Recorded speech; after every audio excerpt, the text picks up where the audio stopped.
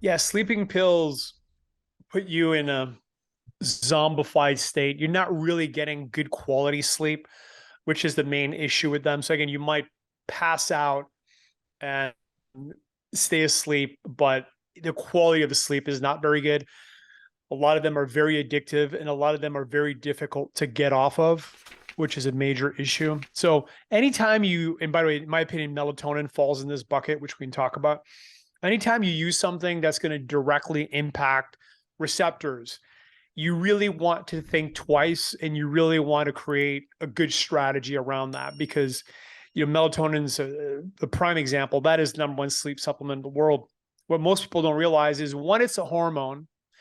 Two, your body will downregulate as you use it. And a lot of people go from 1 milligram to 3 to 10 to even people are using even crazier dosages. Yeah. What most people don't realize is even 0.5 milligram is a mega dose. Your brain will naturally produce 10 to 80 micrograms naturally. And what we found, and myself included, I actually feel 10 times better if I am going to use melatonin, which is very strategically, very specific times, if I only use like 100 micrograms. And we actually created a spray called Dream Optimizer that has about 18 micrograms per spray.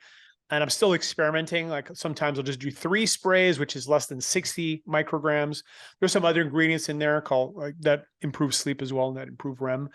But people are just mega dosing melatonin. There's a lot of research. A few years ago, they looked at a lot of the melatonin supplements on the market. There was a 400x difference between the worst and the best in terms of what was actually in the supplement. So it's a major issue. It is a prescribed drug in many countries. And I'm not saying you shouldn't use it, but let's talk quickly about when you could or maybe should use melatonin. One is if you're traveling more than 3 time zones, melatonin for about 2 nights and only 2 nights is a good idea to help reset your clock. And again, a lot of people will report, okay, they felt good the first 2 nights, but on the third night, when they wake up, they don't feel good. They feel hungover. So again, occasional melatonin use is really the strategy. The second time you want to use it is if it's an emergency parachute. So you, for some reason, maybe you're too stemmed, you drank too much coffee, you watched a UFC event, you did something and your adrenaline, your cortisol is elevated. Too much alcohol, you stayed up past your bedtime and your cortisol spiked, which we can talk about because that's really important. Whatever the reason is, the Dream Optimizer, the spray, is a good emergency parachute.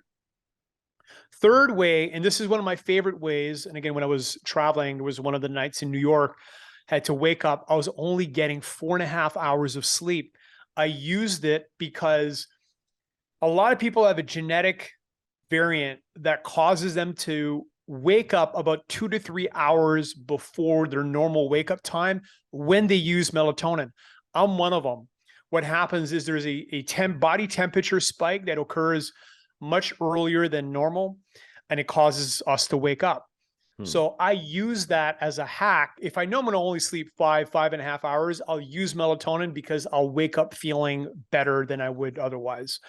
So those are kind of the main instances of using melatonin. One last use case for the Dream Optimizer is if you are using a ton of melatonin, and to me, a ton is anywhere really above 3 milligrams, above 1 milligram, you can use that spray to titrate down and lower your dose progressively back to very minimal. And again, in my opinion, 100 micrograms is a very, very effective dose. And that's why we built the spray so that you can control it.